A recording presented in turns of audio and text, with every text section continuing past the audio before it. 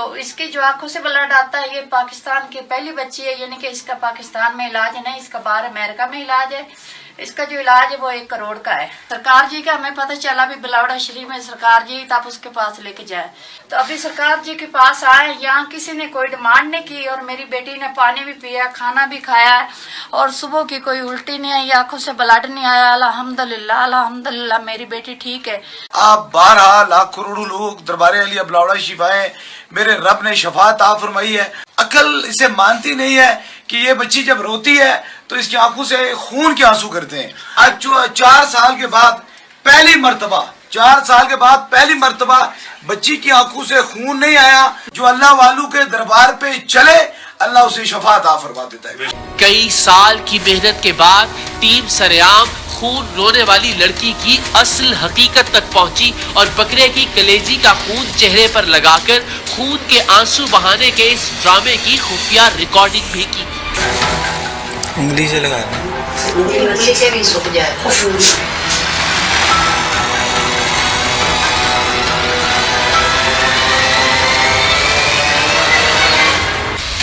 ایک اتنے اللہ کے پیارے ولی ہیں جو میری بیٹی بھی ٹھیک ہو گئی، ہمیں مل بھی گئے۔ علی بھائی AR وائی چینل پر ایک دلیر آدمی ہے جس کا نام ہے سید اقرار الحسن، ماشاءاللہ۔ وہ ایک پروگرام کرتا ہے جس کا نام ہے سر عام۔ اس پروگرام میں معاشرے کے اندر موجود مختلف طبقات سے تعلق رکھنے والے کرپٹ لوگوں کو ایکسپوز کرتا ہے۔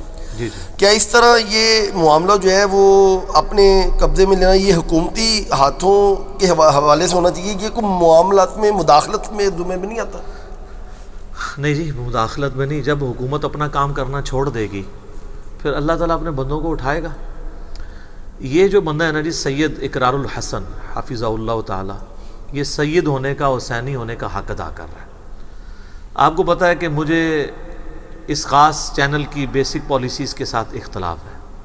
یہ ایجنڈے پہ کام کرتا ہے، باقی بھی کرتے ہیں، یہ ذرا زیادہ کرتا ہے۔ لیکن یہ جو سر عام پروگرام ہے نا یہ پاکستانی نیشن کے لیے نعمت سے کم نہیں ہے۔ چونکہ میں بھی آپ کو پتہ ہے ذرا اس حوالے سے بڑا سٹرانچ ہوں، اولو العلم قائما بالقسط، سچائی پر قائم انصاف کے ساتھ، اہل علم۔ تو میں اس طرح کے جو دلیر لوگ ہیں ان کو بڑا پسند کرتا ہوں، اس لیے کہ یہ لوگ وہ ہیں کہ جو اپنی لائف سٹیک پر لگا کر لوگوں کو صحیح بات بتا رہے ہیں،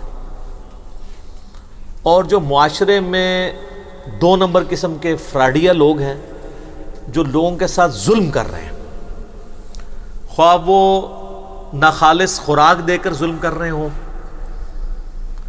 خواہ وہ لوگ جو ہیں وہ لوگوں کو جھوٹے مقدمات میں پھنسا کر ظلم کر رہے ہوں، خواہ وہ جعلی پیر بن کر ظلم کر رہے ہوں، جعلی ڈاکٹر بن کر ظلم کر رہے ہوں، ان سارے کے سارے لوگوں کو اس بندے نے ایکسپوز کیا ہے اور ایکسپوز کرنے کا حق ادا کیا ہے۔ سلوٹ ہے جس بندے کو، اور یہ آج سے نہیں، میں کئی سالوں سے اس بندے کی تعریف کرتا ہوں، کیونکہ وہی کام ہم بھی کسی نہ کسی فارم میں کر رہے ہیں۔ آپ کو پتہ ہے عبداللہ شاہ غازی کے حوالے سے، باقی جو مزارات ہیں ان کے حوالے سے میں اکثر اوقات یعنی بیان کرتا رہتا ہوں ان مزارات کے اوپر جو برے کام ہو رہے ہیں، اور انہی چیزوں کو یہ بھی ایکسپوز کرتے ہیں۔ وہ دوسرے رخ سے ایکسپوز کر رہے ہوتے ہیں کہ ان مزارات پر جو لوگ یعنی جو لوگ دفن ہیں، لوگ ان سے عقیدت کی وجہ سے آتے ہیں، اور لیکن اس عقیدت کی آڑ میں کتنی برائیاں ہو رہی ہیں، سارے نشاور چیزیں وہاں پہ بک رہی ہیں، سارے غیر اخلاقی کاموں کا وہ گڑھ بنا ہوا ہے، اور ہم ان ویڈیوز کو اس اینگل سے دیکھ رہے ہوتے ہیں کہ جن لوگوں کا یہ عقیدہ ہے کہ یہ جو مزارات والے بزرگ ہیں یہ کسی ملک کا، کسی شہر کا، کسی صوبے کا نظام چلا رہے ہیں، تو اگر نظام چلا رہے ہیں تو وہ تو اپنے مزار پہ ہونے والی برائی کو بھی روک نہیں پا رہے۔ اس میں عبداللہ شاہ غازی کی کہیں پہ توہین مقصود نہیں ہے، نعوذ باللہ من ذالک، صرف ان کی طرف جو غلط باتیں منسوب کی ہوئی ہیں، ان کے بارے میں غلط عقائد منسوب کیے ہوئے وہ ہیں۔ میں تو پرسنلی ان کی بڑی رسپیکٹ کرتا ہوں اس حوالے سے کہ وہ سید ہیں۔ تو سید اقرار الحسن صاحب نے جو کچھ کام کیا ہے یہ ریمارکیبل کام ہے، اور یہ لائف سٹیک پہ لگا کے، آپ کیا سمجھتے ہیں ایک بندہ جو اس لیول پہ آگے دلیری دکھا رہا ہے تو اس کو لائف تھریٹ نہیں ہے؟ کیونکہ یہ تو بڑے بڑے سامنے ٹائکونز ہیں، ڈونز ہیں جن کو وہ چیلنج کرتا ہے، جن کو سر کروڑوں کا بزنس ہے، آپ ان کو ایکسپوز کریں۔ پھر حکومت وقت کو ایکسپوز کریں. تو میں یعنی ان کو حسینی سمجھتا ہوں. حسینی فکر قیامت تک جاری رہے گی. سچائی کے لیے چاہے آپ کے ساتھ کوئی بھی کھڑا نہیں ہوتا, آپ اکیلے کھڑے ہو. پھر آپ دیکھیں کہ ہماری حکومت کے بڑے بڑے پولیٹیشنز اور ڈانز کی پش پنائی کے ذریعے فحاشی کے اڈے چل رہے ہوتے ہیں. ان فحاشی کے اڈوں کو یہ بندہ ایکسپوز کر رہا ہے اور میڈیا میں ایکسپوز کر رہا ہے. سر یہ بڑی جرت ہے, کیونکہ میڈیا کے مالکان تو خود اس فحاشی کا حصہ بنے ہوئے ہیں. پھر یہ پروگرام چل جانا اور نوجوان نسل کو بچانے کے لیے جو کام حکومت کو کرنے چاہیے وہ کام یہ اکیلا بندہ اپنی ٹیم کے ساتھ کر رہا ہے. صحیح مسلم میں حدیث ہے, نبی صلی اللہ علیہ وآلہ وسلم نے فرمایا کہ اگر برائی کو تم دیکھو ہو سکے تو اپنے ہاتھ سے روکو.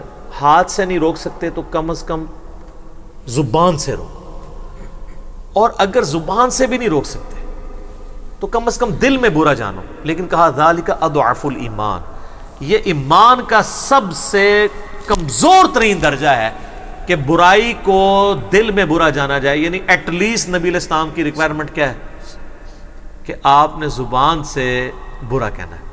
تو یہ اقرار الحسن صاحب کر رہے ہیں, اور یہ جو ان پہ الزام ہے نا, یہ گورنمنٹ کو کے کاموں کو اپنے ہاتھ میں لے رہے ہیں. تو ایسا نہیں ہوتا. یہ پہلے پوری ورکنگ کرتے ہیں, اس کے بعد حکومتی مشینری جو ہے اس کو ایکٹیویٹ کرتے ہیں, پولیس کو ساتھ لیتے ہیں, ان کو کہتے ہیں نہیں ہم نے پوری اپنی تحقیق کر لی ہے, جس کی تنخواہیں پولیس والے کھا رہے تھے یا ہماری سول ایجنسیز کھا رہی تھی, یہ دوسری ایجنسیز کھا رہی تھی, جو کام ان کے کرنے والے تھے. اور یہ کوئی مذہبی کارڈ نہیں ہے, ہمارے آئین کے اندر شراب اور فحاشی کے اڈے یہ ساری کی ساری چیزوں کو کنڈیم کیا گیا.